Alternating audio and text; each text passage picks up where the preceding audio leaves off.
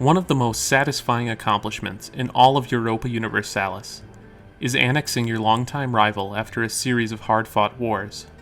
So what would happen if we completely flipped that on its head, and instead the winner becomes the loser? Now these hard-fought wars become a massive wasted effort. As players, this may not make for motivating circumstances, but the AI doesn't know any better. They'll try to annex each other anyway. Ultimately, this mod becomes a condemnation of greed, where the most greedy and aggressive nations are replaced by those they wish to eliminate. This is a time-lapse I've wanted to make for a long time, but I just couldn't get it to work right. There seems to be a bit of weird interaction with state religions, but for the most part this works exactly as you would expect.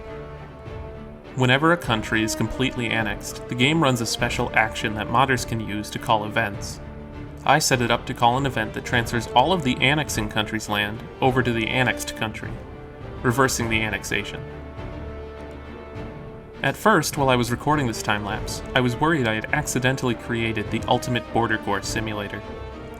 If any large country tried to annex a smaller one, the smaller one would get a lot of land they just couldn't sustain. I did give them free cores, but it wasn't enough.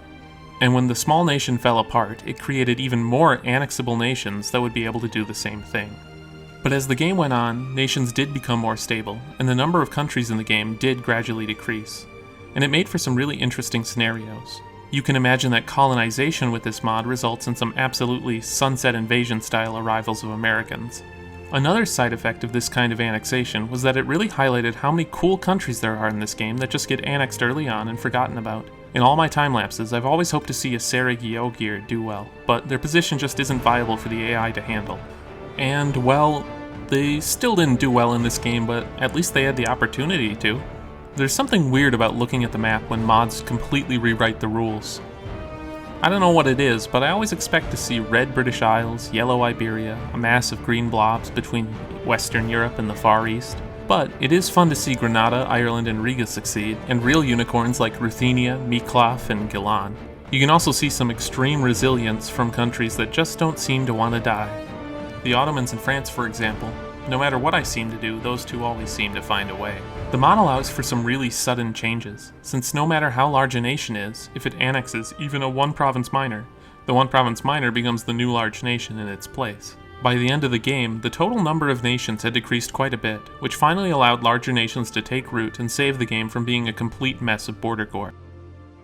And you'll notice when looking at the religion of the different countries around the world that no religion is one of the most popular ones. I'm not sure what was triggering this, but for some reason, sometimes, but not always, it would erase the religion of the country being annexed before allowing the other country to annex it. I'm not sure what was triggering this, but I also can't fix it, so. One thing this mod does better than almost any other mod I've seen is really highlight the number of interesting countries there are in this game.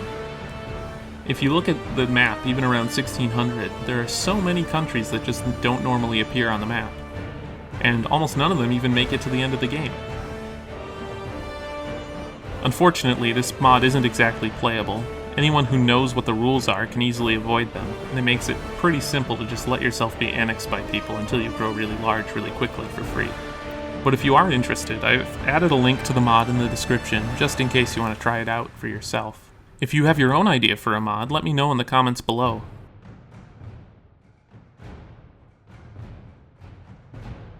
Well, enjoy the rest of the time-lapse, and I'll see you in the next one.